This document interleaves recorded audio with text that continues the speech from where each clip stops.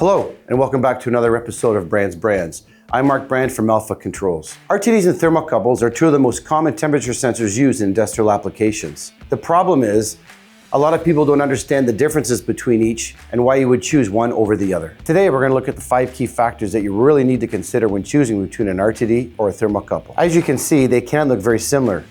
And hopefully, by the end of this video, you'll have a much better understanding of why they're actually different.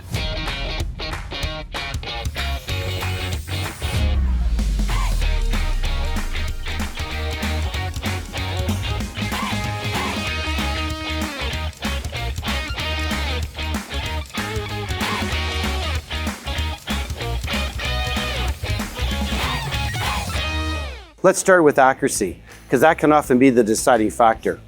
RTDs offer superior accuracy, sometimes down to 1/10 of a degree. They're more stable and much more repeatable over time. So if precision is your priority, RTDs are the way to go. Thermocouples are far less accurate, typically about plus or minus 1 or 2 degrees depending on the type. Now the other thing you got to consider with thermocouples is they're not near as linear as RTDs. So here's the takeaway.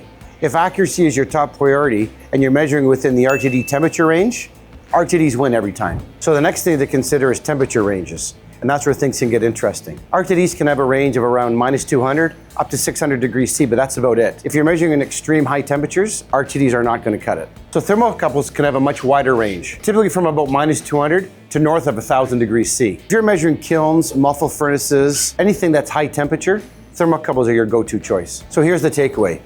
If you're measuring above 600 degrees C and accuracy is not your priority, then thermocouples are probably the logical choice. Below that, you have a choice. So keep considering the other options. The next thing to consider is response times, and that usually comes down to sensor construction. Thermocouples have a much smaller sensing element, which means a much quicker response time. If you're dealing with exposed junction thermocouples, that can be down to milliseconds. So dynamic environments or very fast changing processes, thermocouples are your best choice. RTDs have much larger sensing elements and are usually constructed within a sheath for protection, which really slows down response time. Typically, response time is seconds and not milliseconds, which is great for stable environments. But if you're measuring a very dynamic and changing temperature environment, RTDs are going to lag. So here's the takeaway. If you're measuring very quick temperature changes, thermocouples are the way to go.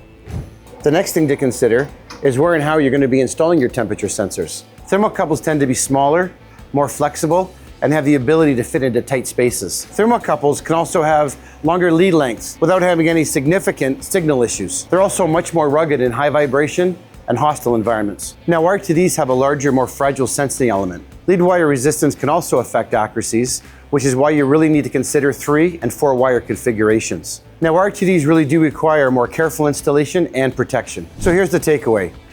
If you're dealing with tight spaces, long lead runs, and harsh environments, thermocouples are the way to go.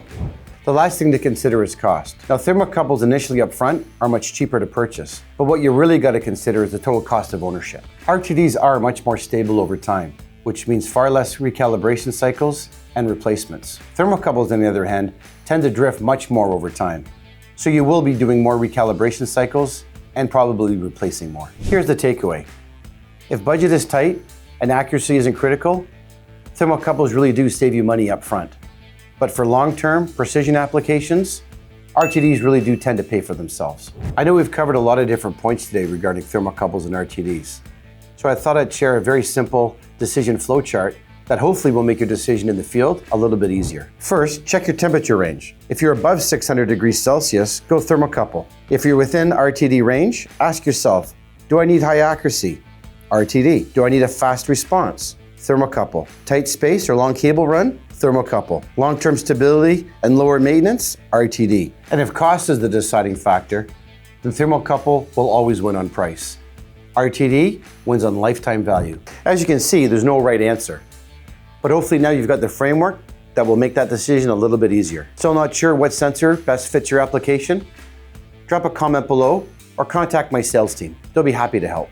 If you'd like to learn more about temperature measurement or how Alpha Controls can help you with your instrumentation needs, click on the link below. Don't forget to subscribe to our YouTube channel so you don't miss any of our upcoming episodes. As always, we're your precision partner. So if there's something you'd like to learn more about, please drop in the comments below. Thanks for watching, and I'll see you on the next episode of Brands.